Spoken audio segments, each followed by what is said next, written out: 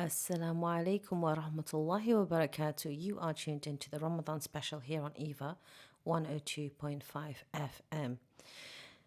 Today's show, the Morning Matter Show, is with myself, Shermeen, and I will be having a guest joining me today, Myra Khan, who is an award-winning counsellor. And the topic today is going to be on the post-Ramadan blues.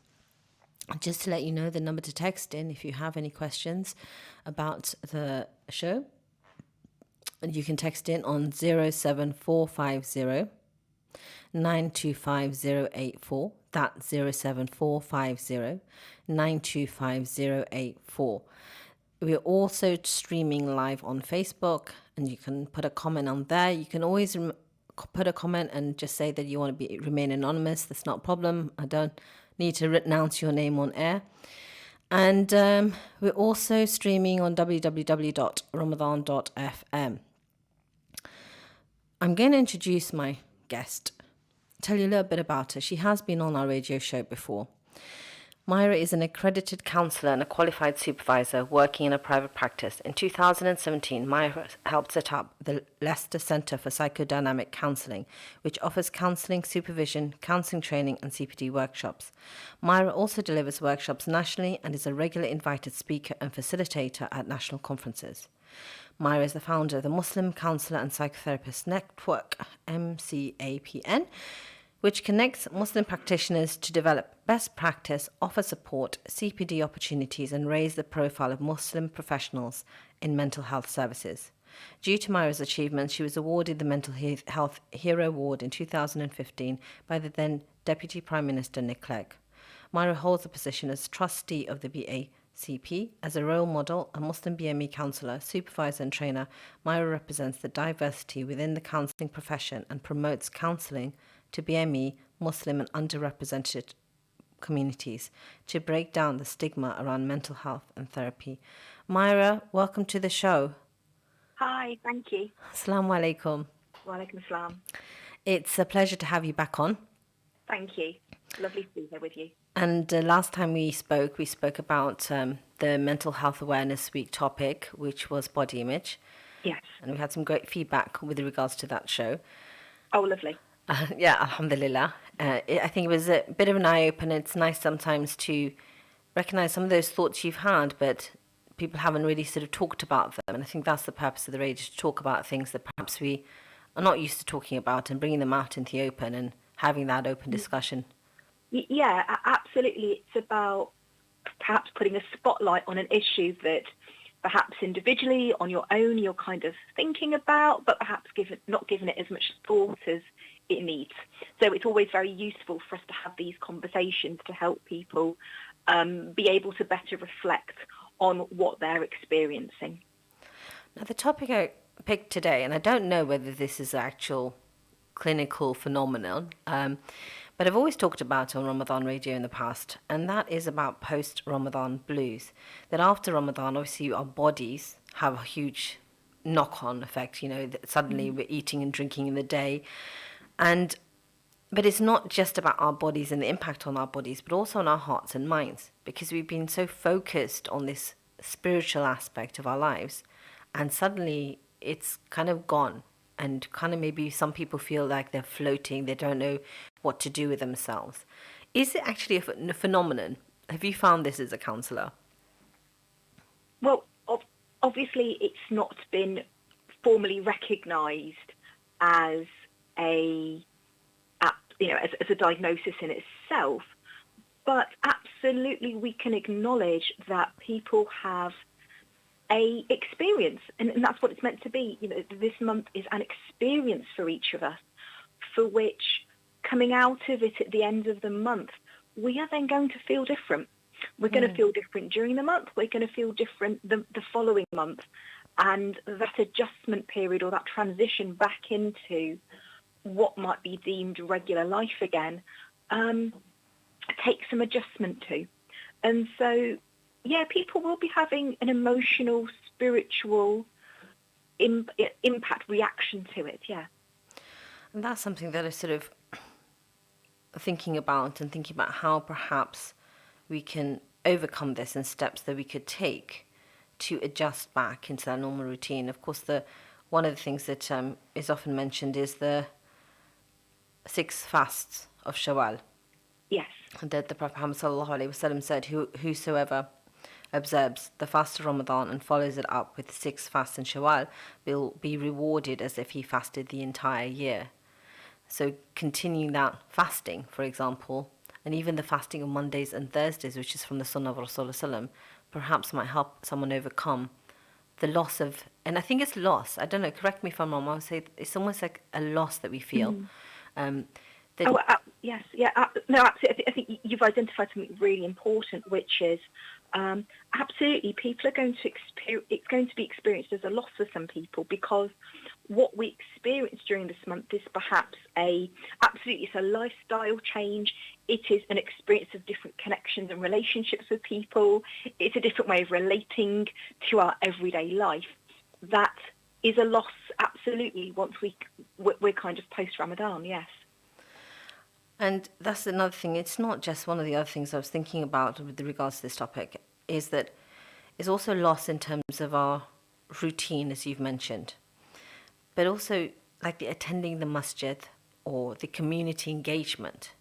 That also struck me when I was thinking about this topic and researching this topic, that actually it's quite hard when people are so engaged, when they go back to their way of life, that isolation, the loneliness, that can also begin to kick in once again.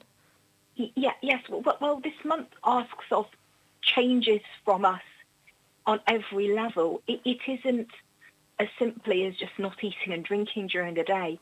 Our entire routine is changed. It's completely kind of tipped on its head. And so whatever it is that we experience and feel as positives in this month because of those changes, we're then asked to change it again 30 days later. And so again, in going back to what might be perceived as our regular routine then, feels, I suppose, in a way quite empty, because it's missing these kind of magical ingredients that we're experiencing this month. But as you were saying, yes, we have the 6 additional fasts, and we can fast on Mondays and Thursdays. But actually, what this month is asking of us on one level is to reevaluate how we live, to be much more intentional and conscious about how we live our lives. So actually, if it feels in a way difficult to go back to the routine we had before, I'm thinking on the one hand, actually perhaps that's a good thing, because it's asking us then to reevaluate, well, how do we want to live moving forward? And actually, if it has a positive change in our lifestyle moving forward, then that can only be a good thing. Absolutely. We had a comment come through on the Facebook Live. There is a certain type of grief associated with the end of Ramadan. Would you say that that's true? I think it is, because it's the loss of something so much more profound than, how can I put it, kind of the loss of a person. It's something intangible, because it is the loss of something on a very deep, core spiritual level for us.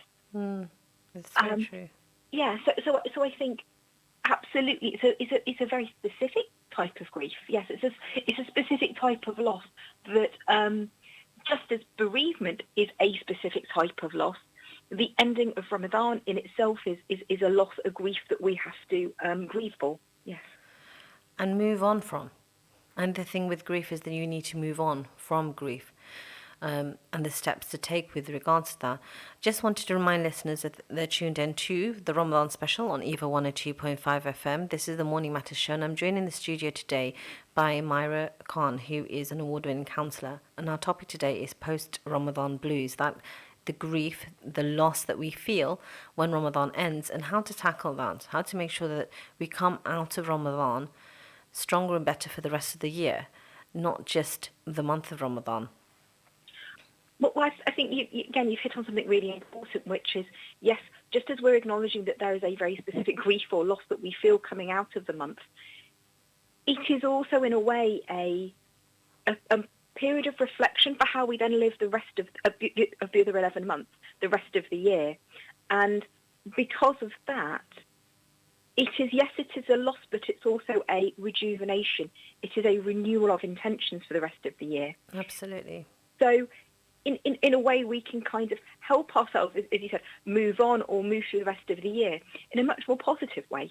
Because we can say, well, what have I gained from this month? What have I got from this month that means that actually the rest of the year until next Ramadan, inshallah, I can actually make the most of that time.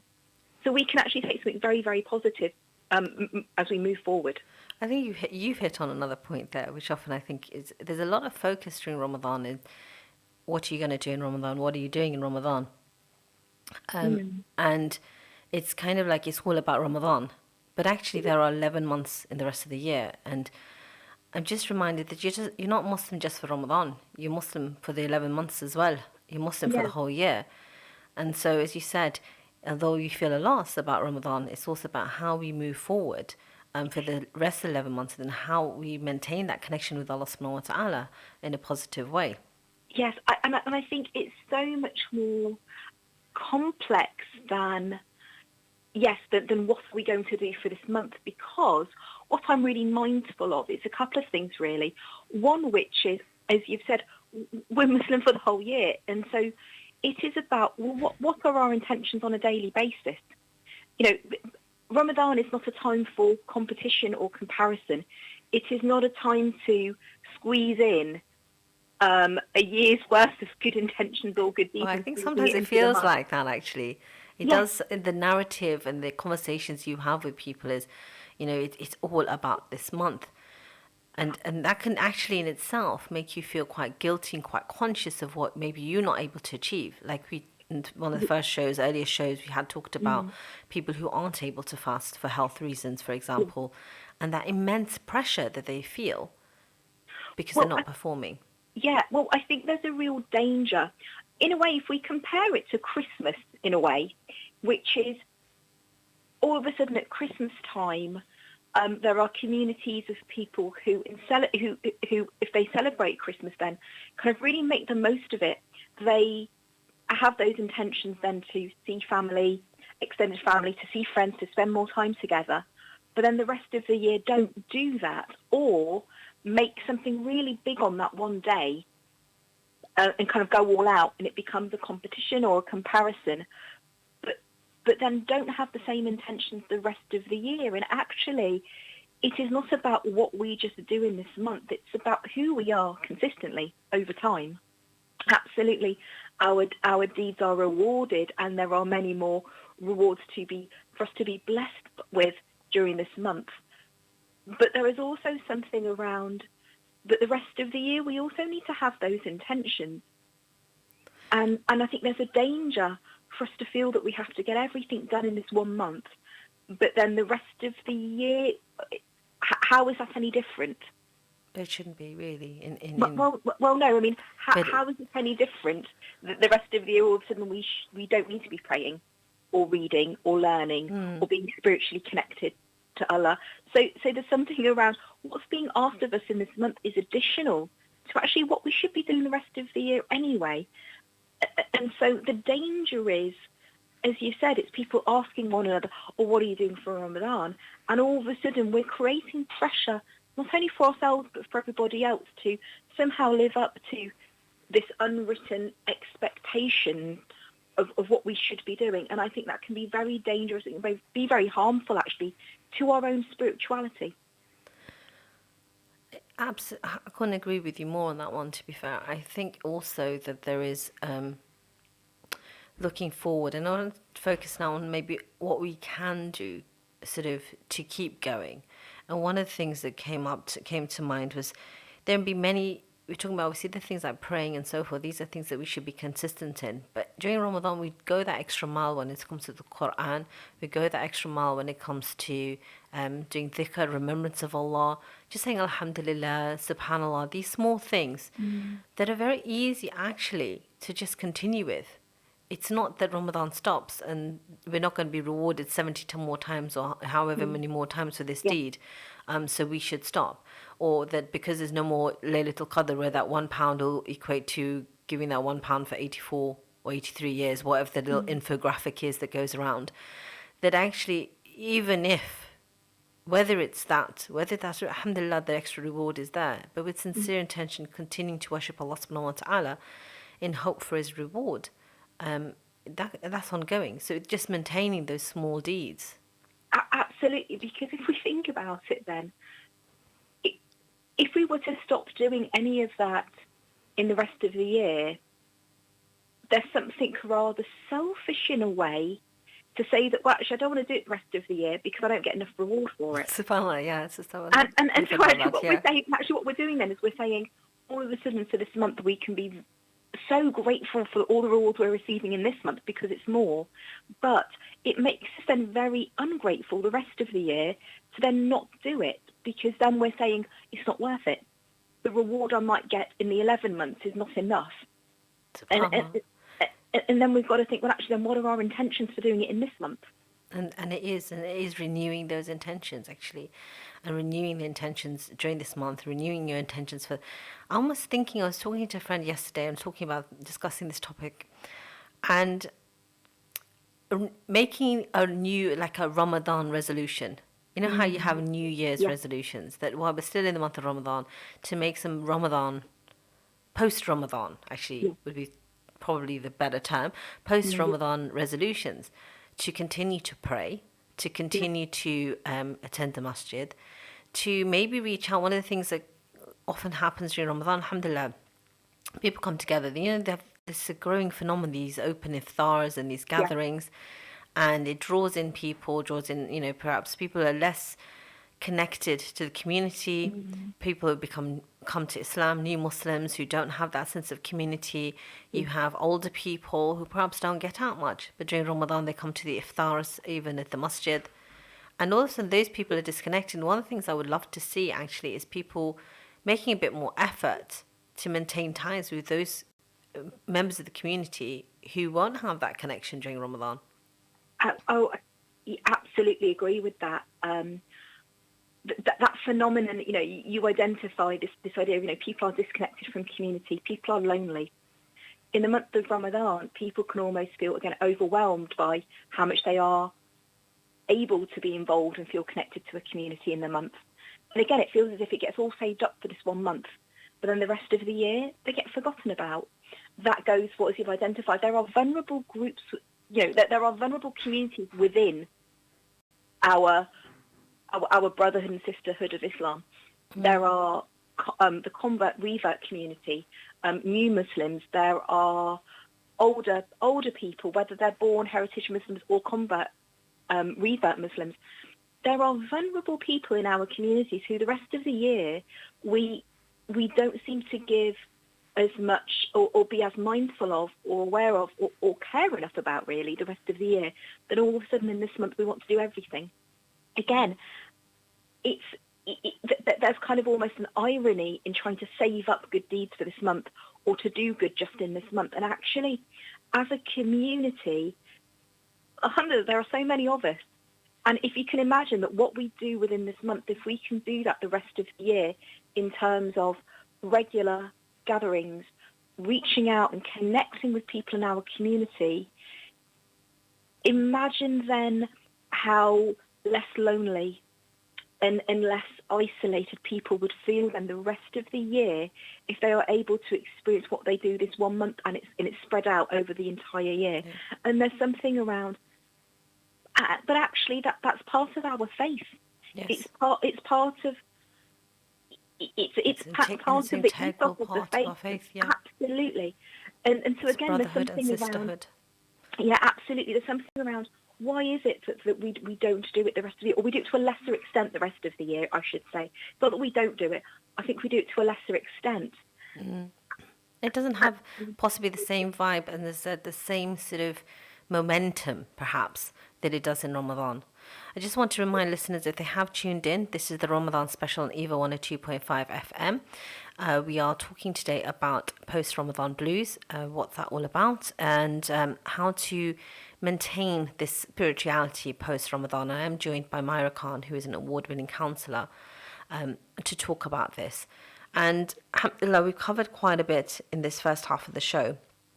And one of the things I wanted to sort of talk about was this act, this small deeds, and the hadith of Rasulullah, where he said, the most beloved of deeds to Allah are those which are most consistent, even if it is small. And that's in hadith reported by Bukhari and Muslim. So whether you're listening to this show today and you're thinking, oh, what can I do after Ramadan? Actually, there's lots of little things. Just saying Bismillah when you start something. I know it sounds really like small and minute, but subhanAllah, in that small remembrance of Allah, inshallah, you're starting your day. You're starting when you go out the house. You're starting eating with the remembrance of Allah.